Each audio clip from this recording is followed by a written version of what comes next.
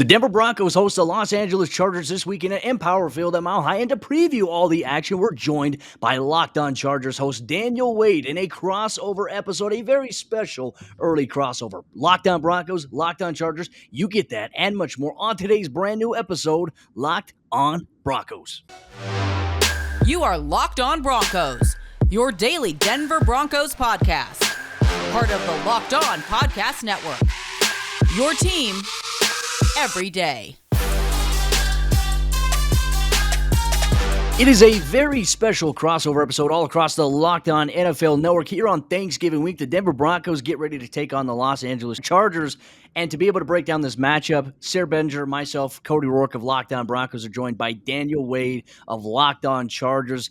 Dan, thank you so much for joining us here today, my man. Always excited to talk Broncos Chargers football with you every single year. I always look forward to this. Yeah, I mean, it's going to be a close game too, right, as we kind of see it right now. And with the Chargers, it's kind of all they do is play in these close games. But anything inside the division, anything inside the AFC West, anything inside the AFC this year has been almost impossible to predict. It's been such a wild conference and a wild division where, even the Broncos right now are sitting like a game and a half out of first place. So, even though there's been a lot of weird games, not a lot of separation in that group, and I expect another close one this weekend. Definitely exciting, and it's going to be fun to see how different these two teams look. I mean, last season, it was a completely different Denver Broncos team led by Drew Lock and a number of really big injuries on both sides of the ball this season. Broncos a little bit healthier. The Chargers a little bit healthier. We might get to see some Derwin James, maybe some Chris Harris Jr. coming back to Denver in this game. So I'm pumped about it. I can't wait to see what goes down. And man, I mean, the Chargers, I watched that Sunday night game against the Pittsburgh Steelers, and I was sitting there thinking, man, I can't believe this is about to happen after all that we just saw for 3+ quarters. But I'm sure that had you just ripping hair out of your head and just driving you nuts at how could this possibly be happening. But excited to see this matchup coming off the Broncos bye week for sure. Yeah, I mean, there's a point in that game, how do I even get the guys to record a show on this tonight? You know what I mean? After such a brutal showing for them in the fourth quarter, I mean, the defense took a lot of heat, obviously, 27 points given up, but obviously some pretty adverse field position they were put up against. But that was just one of those games where, the Chargers fans have seen it too many times, a game go like that. I mean, we're one season removed from the Chargers blowing 4 consecutive 16-point or greater leads. So, that's not anything new for the Chargers fans, but I would say that one thing with this team is can you give them an easy Sunday, right? It's a banged up Pittsburgh team. Everything's going right for you offensively, and you still can't, find that killer instinct early enough, right, to at least, lower the blood pressure for Chargers fans. But obviously, you come away with a win. You come up with a big defensive stand late in the game. You get the go-ahead touchdown from Herbert to Mike Williams, the 5th of the season already in the fourth quarter between that duo, NFL record already, which seems wild. And obviously you have crazy games all season that have led to that. But I mean, Chargers fans will take the win, but obviously it's never easy with the Chargers, which is why, even in games that they should win, you can never feel too strongly about it. This game, I don't feel as good about. I mean, I think the Broncos have a better rushing attack, and we'll get into that later. But that game, obviously in the AFC, you take the win and you move on when you have, the Bengals losing to the Jets and the, Bills losing to the Jaguars and things like that. It's all right, a win is a win. Get out of there. Move on to the Broncos. Well, speaking of that, too, I really wanted to highlight Justin Herbert's performance on Sunday. I mean, 90 yards rushing for a guy that nobody thought would have 90 yards rushing ever in a game, not to mention his output from a throwing standpoint, connecting with Keenan Allen and Mike Williams, as mentioned, in that fourth quarter. What has been the story so far, Daniel, here, of this Los Angeles Chargers football team? Because I think if anybody who hasn't been watching them, they're going to go back and they're going to look at games that they've won. They're going to look at games that they've lost by, 3 points or less, and they're trying to figure out, what is this Chargers football team exactly? In your opinion, we want to hear, I know Broncos fans want to hear it from a Chargers expert. What is the story of this Chargers team so far here in 2021? I mean, I think the story has to just be consistency, and I know that Broncos fans probably feel that as well. When you blow out the Cowboys and then have that game against the Eagles, you're just looking for some sort of consistency. So as good as the Chargers have looked at their peak, obviously the downside of that, there's been plenty of other games where they haven't looked as good. And you look at the Ravens game, the Patriots game, where the offense has really struggled. But I think that's the biggest thing, because the defense for the Chargers has been up and down all year. And I would say more leaning towards bad in most cases, right? I mean, their offense is really their bread and butter. I think they're third in DVOA right now in total offense. So like when the offense is going good, it can cover up a lot of the flaws they have defensively. But when the offense goes through droughts, like we've seen in games like against the Minnesota Vikings, against the Patriots, against the Baltimore Ravens, that's when the Chargers get in trouble. I mean, it seems like when the offense is rolling, things will get figured out towards the end of the game if they can keep scoring. But when you go 6 drives with 3 points put up on the board, that's just something this team hasn't been able to overcome. And when you look at the losses, that's been the story of those losses is offensive droughts. It's not, they haven't really lost any of the shootouts that they've gone into against the Chiefs, against the Browns, last week against the Steelers. When they've gotten into the shootouts, they've actually done pretty well. It's the lower scoring games in the 20s where the offense is going through these droughts that they haven't been able to come away with the games because they just can't ask to win a gutsy defensive performance. That's just not what this team has been, especially because the special teams has been poor as well. Dustin Hopkins has been a big boost for them, made all of his field goals, missed only 1 PAT so far, but you have the blocked punt last week. I mean, that's where that game started spiraling. I mean, that was the common note the Chargers fans can find in a lot of the bad losses over the last few years is that one moment. And last week it was a block punt, sets them up on the 3-yard line, touchdown, cuts it from a 14-point game to a 7-point game. So for the Chargers, I think their identity is really their offense with the skill players they have with Mike Williams, Keenan Allen, Austin Eckler. If the offense is going good, the Chargers have been good. But I just don't think that the team defensively right now that can rely on, okay, hey, we're going to go win a 17-14 game, a 20-16 game. That's just not the identity of this team.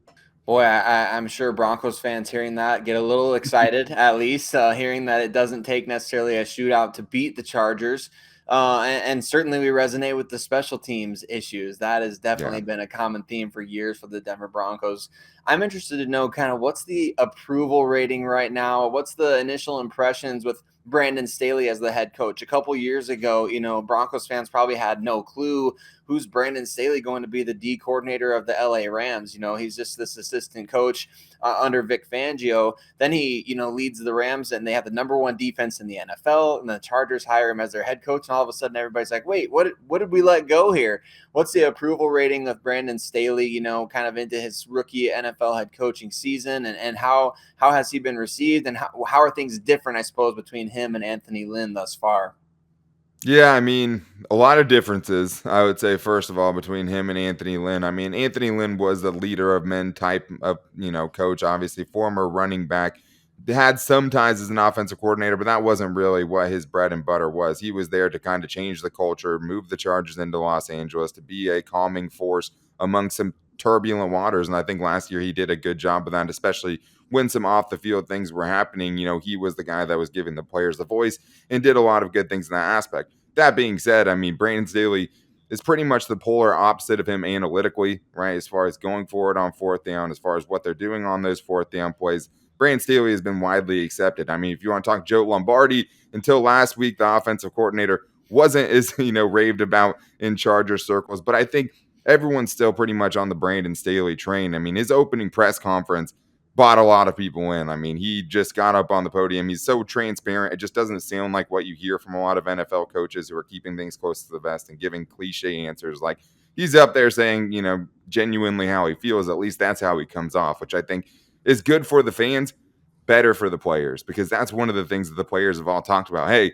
you get a guy who comes in here, you're going to know really quickly if they don't know what they're talking about, right? Or if they're just feeding you some BS, blah, blah, blah. And that's so true. Like, players really respect guys who they think actually know what they're doing and give them a better chance to win, or, have their best interest at heart. But I think Brandon Staley, I think the one thing you could look at it critically and say is, all right, well, you are the defensive mastermind, right? And it's not like this has been a world-beating defense. So I think if there was something to take away from him, it would probably be that, especially given the fact that you do have Derwin James and you do have Joey Bosa, which you can't say for all of the years with Gus Bradley, right, under the former regime. And, if you have those two guys out there, no matter what else is out there, obviously a lot of factors there, but, you should be able to make it work. You should be able to come up with something to really, make this at least a formidable defense. And so far, it really hasn't been that for long stretches. So I think that would be the one knock. But as far as buy-in from the fans, buy-in from the Chargers players, I think he's definitely done that in spades. I mean, I've definitely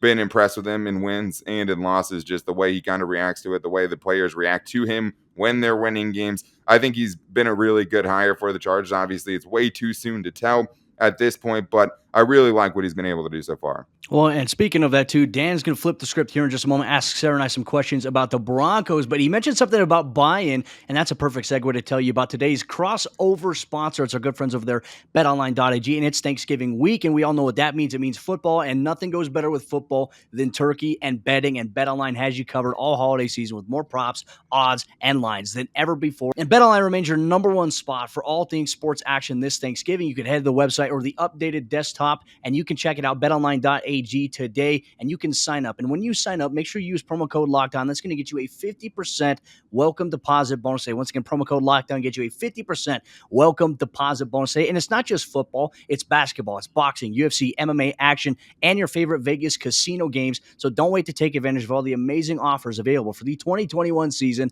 BetOnline is the fastest and easiest way to bet on all your favorite sports action. BetOnline, we're stuffed with deals this Thanksgiving. All right, guys. Well, back here with this Locked On Chargers, Locked On Broncos crossover in a week where it's Thanksgiving, right? Shortened week. We're obviously doing the show a little earlier than we normally would, but I think there's a lot of things that for this game we can really pick apart and kind of see how it might play out going into Sunday, given the strengths and weaknesses of these teams so far. So, first of all, I think the biggest thing, if I were the Broncos, I'm always looking at it as like, all right, what am I afraid that the Broncos are going to expose, right? And I think for this game, it's the Broncos running attack. Javonte Williams, my favorite running back coming out of the draft, and that's, including Najee Harris. I like both of them, but I just love the way that dude plays. And obviously a guy that Chargers fans are very familiar with Melvin Gordon. So Cody, obviously, their rushing attack has been better than the Steelers. So it's hard to take a lot of wins away, especially with how that game played out. The Chargers run defense is a lot better in that game. And obviously now we know this week, Linval Joseph, the anchor for the Chargers defensive interior, will miss this game with COVID-19. So that's going to be a big loss for the Chargers. But obviously the Broncos have been a team where it's not just about the running attack, right? It also has to do with Teddy Bridgewater. So when you're looking at this game, do you think it's more important for the Broncos to have a dominant rushing performance, or do you think it's more important that Teddy Bridgewater just makes the key plays down the stretch to not lose the game or to go win the game for the Broncos? Well, we've been a big believer here on this podcast of saying run Broncos run with both Melvin Gordon and Javonte Williams, because when the Broncos have a rushing rhythm with those two guys, it works, but then they go away from it. And a lot of it is when they go away from it, they do exactly what we were talking about with Teddy Bridgewater, trying not to make the mistake that loses the game, but it's not efficient enough for the Broncos because they face a lot of third down situations. They're one of the poorest teams in terms of third down conversion to a first down in the National Football League. Against the Eagles just about a week and a half ago, Denver was 1 for 11 on third down, and a lot of that was equated due to them not running the football. They would pass it a lot on third down, and when obviously you're facing third and medium, third and long, you're not going to run the football that well. So that was something I think is a little bit frustrating for Broncos fans, and we've been talking about on the podcast. You have Courtland, Sutton, Tim Patrick, two guys who just got a massive contract extension, are downfield threats, and you're not targeting those guys. And I think that's a little bit of an issue here. So for me personally in this game, I want the Broncos to run the football with Melvin Gordon, Javonte Williams. And look, I would love for them to open up the game with Teddy Bridgewater taking a shot deep downfield for Tim Patrick or Courtland Sutton fresh off the contract. But, what we've seen so far in film, we may not see that. So run the football with these guys because it has proven to be effective. And we firmly believe here, and I think I feel comfortable speaking for Sayre, that the Broncos' offensive identity should be to run the football first. And you have these workhorses, these guys that make plays. Now, you do have to do a better job of holding on to the ball. They each had a couple of fumbles this season, and that's been a little bit of an issue in the last couple of weeks. But for the most part, they've done a really good job running the ball. I got to go with that. Yeah, and it seems like the obvious thing. And the Chargers' run defense, even missing a lot of guys last year, has looked at least improved. The last 4 games have only allowed 3.7 yards per carry, which when you were allowing, over 6 the first few games of the season, you'll take whatever you can get. But I do like that transition there with those wide receivers because obviously the Broncos locked up a very young, very exciting wide receiving core. Obviously, they got Tim Patrick signed to an extension right after they get Courtland Sutton on the extension. And now you lock up the core of those guys and KJ Hamler and Jerry Jeudy, which is a really, really nice young core.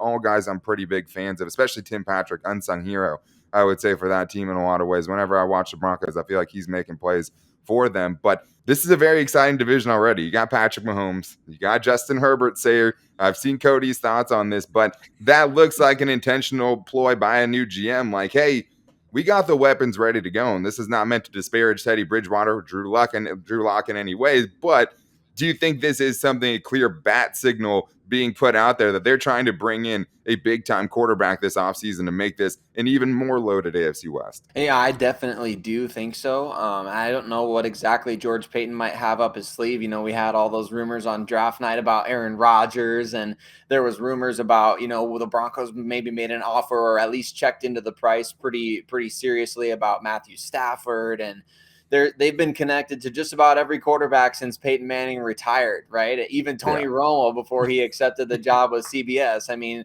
there was a great era of when Tony Romo was the Denver Broncos quarterback in all of our minds. So, but I do think that that's definitely going to be the route they go. George Payton has talked about the fact that he's using John Elway this year as really a sounding board. And I think that you're seeing a bit of just that transition from, George Payton taking the mantle from John Elway, re-signing a few of the best moves that John Elway has made in the post-Peyton Manning era, Justin Simmons, Shelby Harris, and obviously now the two receivers. But one of John Elway's big-time calling cards was he was always interested in those veteran QBs, ironically, up until the year that Tom Brady became available. So I think that it's definitely something that I think Elway's going to be, if he leaves Peyton with anything, he's going to leave him with be aggressive, go out and get your Peyton Manning. And I know that's easier said than done, but man, it does feel more like, I heard somebody put it this way one time, like, quarterbacks in the NFL are kind of becoming more like stars in the NBA, where they can sort of just dictate where they want to play. We saw Deshaun Watson try to do it before his off-field stuff came up. Russell Wilson put out there the teams that he would want to play for. Obviously, Aaron Rodgers in this whole offseason deal. So I think there's a better chance the Broncos could acquire a really good veteran than in years past. And obviously, you mentioned why they need to do it. Justin Herbert and Pat Mahomes. Those are the two main reasons why you go out and you get that veteran QB that can put you over the top. Well, and just being, self-aware enough to know that you need it too, right? And not just sticking all your chips into the table on one of the two guys that you have right now. And it's been a process for them. And I know it has to just absolutely kill John Elway that there's a 6'6" quarterback running around in the AFC West doing what he's doing right now. And he's not on the Broncos. But I do think that's something that, if they do it, changes the total complexion of this division. And then, Raiders fans are like, we're sitting here with Derek Carr. All right. Well, anyways, so I think that, like I talked about, that's always something where I go into every game worried the worst for the Chargers. Not every weakness of theirs is going to be exploited. So, Cody, on the flip side of that, I'm sure there's things you're worried about going into this game, and probably every week you have some things that you're worried about on the Broncos. So when you're looking at this specific matchup, what is the weakness that you would try to exploit if you were the Chargers?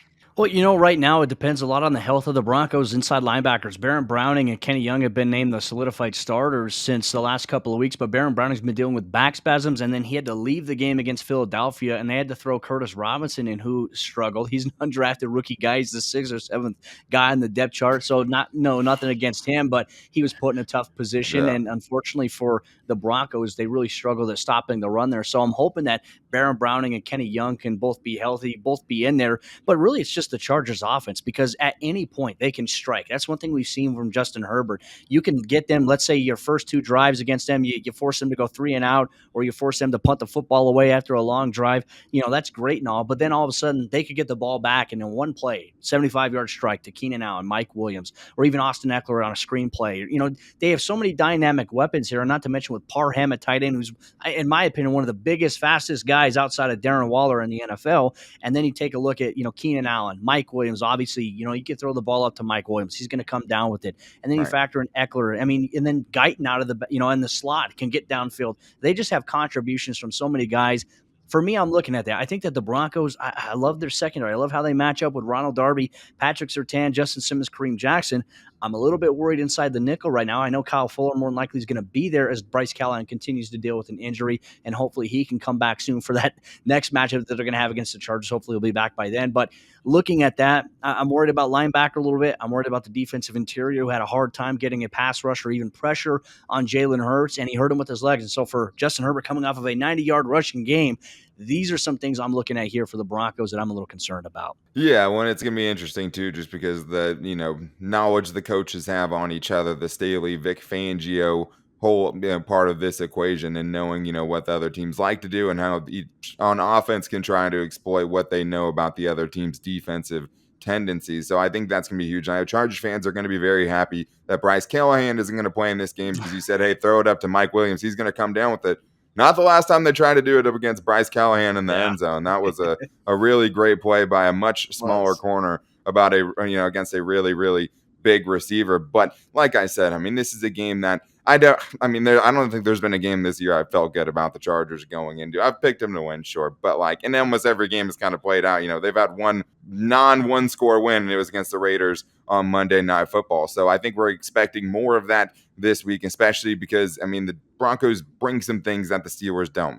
Better rushing attack, a better defense than the, version that we saw from the Steelers on Sunday Night Football. So a lot of things, Cody, are definitely going to have to make a huge impact on how this game ends up being decided, and we're not going to know until Sunday. But I think there's still a lot more that we're going to be able to get into in the next segment, talking about this matchup that's going to have huge implications in the playoff picture and in the AFC, because everything is so tight right now. So we're going to get into that coming up right after this. Absolutely. And to kind of kick us off of that, look, it's Thanksgiving week, and the other sponsor of today's episode, Locked On Broncos, Locked On Chargers crossover special, is our good friends over there at Built Bar. And as you've all heard, Built Bar is the best tasting protein bar that is out there on the market. And sure, you can enjoy your pie for Thanksgiving, but if you need a treat that's going to get you along when Thanksgiving is no longer here, Built Bar is the way to go. It's a protein bar that tastes legitimately like a candy bar. The bar is covered in 100% milk chocolate, and they have 9 amazing, delicious flavors, including the occasional limited time flavor. Peanut butter brownie is my personal favorite. I know they have a wide variety of different puff flavors that they're putting out, and they have the limited time flavors that you can check out at built.com. Not to mention, they're the healthiest protein bar that is out there on the market. 17 grams of protein, ladies and gentlemen, 130 calories, and only 4 grams of sugar. That is the best bang for your buck. And I want you and your family to go get yourself a box of Built Bar today by going to built.com. Using promo code LOCK15, that's going to get you 15% off your next order at built.com. Once again, promo code LOCK15 gets you 15% off at built.com. All right, ladies and gentlemen, look, we're going to get into the nitty-gritty here of this game. The Broncos hosting the Los Angeles Chargers. We're joined by Daniel Wade of Locked On Chargers, and Chargers fans are hearing myself, Cody Roark, and Sayre Bedinger. Sayre, I'm going to have you kick things off here in the fourth quarter of today's crossover episode with just some more talking points about this game in specific. I know it's a little bit early, but man, there's so many storylines we could preview. Definitely, Cody. I think one thing that I'm really looking forward to, obviously, we look through everything from the Broncos lens first and matchup lens kind of second, and where the Broncos are struggling, like Daniel talked about. What's the area that you're really worried about this team? If I was the Chargers, I'd be kind of just sitting back waiting for the Broncos to kind of get in their own way. That's pretty much what they've done all season. One of the areas that I feel like they've really got to get things right coming out of the bye week, doing some self-reflecting. They've got to get their tight ends, Cody, on a little bit of a roll in the red zone. I looked it up today. Noah Fant and Albert Okwuegbunam have a combined 5 targets inside the 10-yard line this whole season. And of course, even though Albert O missed some time on injured reserve, that's an embarrassing figure for offensive coordinator Pat Shurmur. Of course, of those 5 targets, Cody, 4 catches, and Daniel, 3 touchdowns for those two guys combined on 5 targets. So 4 catches, 3 touchdowns inside the 10. And the Broncos can't seem to convert down in the red zone. They're converting at a 50% rate in terms of touchdowns. Last season with Drew Lock, with all the changes at the quarterback position, Brett Rippon getting in there, Kendall Hinton playing a game at the quarterback position, the Broncos were at over 53% touchdown rate in the red zone. So it's been embarrassingly bad this season in the red zone for the Denver Broncos, and I feel like they're not getting the tight ends involved enough. You've got 2 guys, that's their calling card. Noah Fant at Iowa, I'm pretty sure 12 out of his 19 or 20 touchdowns were inside the 10-yard line in the red zone. And then Albert O, obviously a huge strength of his. So, guys, I don't know how you want to vibe off that, but I feel like that's a huge area the Broncos need to emphasize coming into this game for sure. I definitely can, look at this and say this is a game that they could get that right. You just look, no further than the past 2 games for the Chargers. Pat Freiermuth didn't have a huge game against the Chargers on Sunday Night Football, but he did get into the end zone, 4 catches, 11 yards, gets the touchdown. You look to the week before that against the Vikings, Tyler Conklin, 2 touchdowns, right, against the Chargers. All of those came in the red zone. So that is a place for the Chargers where they have, I feel like the tight ends haven't had crazy games against them, but the Chargers' red zone defense hasn't been great either. So they've had some moments more recently where they've had some improvement there, but even on 4th down, you can look at 4th down plays the last 2 weeks, where the last 2 games for the Chargers, where they had a chance to get off the field, and they didn't, in 2 of them. And then last week they also had a 4th down stop on the goal line. But last week, you had a block punt that went down to the 3-yard line. You actually get it to a 4th and goal situation, which if you're the Steelers, how do you even let it get to that point? You have a defensive pass interference, and the rest is history. I mean, you go back to the Vikings game, it's a 4th down and goal, a huge play in the game. Tyler Conklin finds himself all alone in the back of the end zone. He gets a touchdown. So that's kind of a 2-for right there. I mean, Chargers not always being great in the red zone and not being great against tight ends in the red zone. And when I think about the Chargers, I look at this game and I think just, okay, yeah, the rush defense has been better. Still going to be a lot of young players out there. I mean, Linval Joseph will miss this game. You're probably going to get Jerry Tillery and Christian Covington, 2 of your top 4 interior defensive linemen back this week off the COVID-19 list. But one thing I would say about that is bringing Jerry Tillery back doesn't necessarily make you better against the run. I mean, honestly, I do think he's been a hindrance to the Chargers' run defense this year, even as a first-round pick. I know they want to get him out there. I'm kind of hoping that he comes in more as a situational guy in this game. I mean, now he's been out. You have an excuse to work him back into things, so to speak, because what we saw last week is 3 guys from the practice squad come up and, put together one of the Chargers' most impressive run defense games of the season with, guys like Braden Fehoko and Forrest Merrill. So I think that's something that you feel better about than you would for most of the season as far as the Chargers run defense. But Cody, on the flip side of that, one of the things I kind of warned Charger fans earlier on in the season is how much is this secondary kind of getting away with things because the Chargers run defense is so bad, right? And that's one of the things where they were giving up so many rushing yards that you look at just the raw totals of passing yards against them and you weren't seeing anything wild. You were seeing one of the best teams in the league. But what you've seen the last couple of weeks is the Chargers secondary getting torched by Justin Jefferson and Adam Thielen. Last week, you see them get torched by Deontay Johnson and Chase Claypool to some extent. And both of those guys, really against the Chargers' second, third, and fourth corners really got whatever they want. I mean,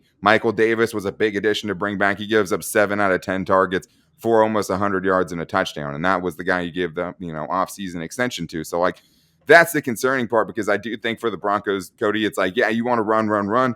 But at the same time, if you're looking at what the Chargers' biggest weakness has been the last couple of weeks, it's those one-on-one matchups with guys like Chris Harris Jr. getting beat, guys like Tavon Campbell getting shredded against the Vikings, guys like Michael Davis coming back and not being as good, especially because somehow, and you guys might feel this a little bit, the Chargers' rookie corner has been their best corner this year. Asante Samuel Jr. has been the Chargers' best corner. He's been their most consistent playmaker, making plays on the football. He's out this week. He just had his second concussion in the last month. Very scary situation for a very young, talented player, and the Broncos have one themselves in Patrick Surtain II. But that's kind of the weird thing with this team is obviously the strengths and the matchups would run the ball against the Chargers, but recently it's actually been the wide receivers that have been making big plays against them. Well, and that's kind of the weird dilemma that we're in here, and this will obviously help us wrap up today's episode of the show. But looking at that, what you had mentioned about the Chargers secondary, when we look at the talent that the Broncos have at wide receiver, they simply just don't go downfield enough, and they only go downfield a couple of times. But Teddy Bridgewater has been highly inconsistent on passes, past 10 yards. Against the Eagles, he had 2 passes that traveled 10 yards or greater. That's not going to get it done in the NFL, specifically when you have guys like Tim Patrick, Courtland, Sutton. But it's so crazy, though, because what Broncos team is going to show up against the Chargers, right? Because the Broncos went on the road against the Cowboys, absolutely smacked them. Tim Patrick had a downfield bomb of 44-plus yards. He had a touchdown against Trayvon Diggs. And you're all of a sudden you're wondering, how come the Broncos don't go downfield more? It's been this conservative. If it's 3rd and 7, Teddy's going to throw it 4 yards and hope that the guy gets the first down. But this is where I think that these 2 weaknesses for both teams, I think it becomes the glue as to hey, this could go either way here. Who's going to turn it into a strength in this game? And I know that's something that we're looking forward to in Broncos country. I know Chargers fans are looking forward to seeing how things go this Sunday when the Denver Broncos host the Los Angeles Chargers in Power Field at Mile High. And just a reminder, we want to thank all of you for tuning in to this crossover episode. Thank you for making Lockdown Broncos, Lockdown Chargers your first listens of the day every single day for your respective fan bases. And we want you all to have a very happy Thanksgiving with your friends and your family. It means a lot that you listen to us talk football every single week. We can't wait for Sunday. Daniel, it was great talking with you. Sayre, great seeing you as always. Broncos country, Chargers fans, appreciate you. Look forward to interacting with all of you during the game on Sunday.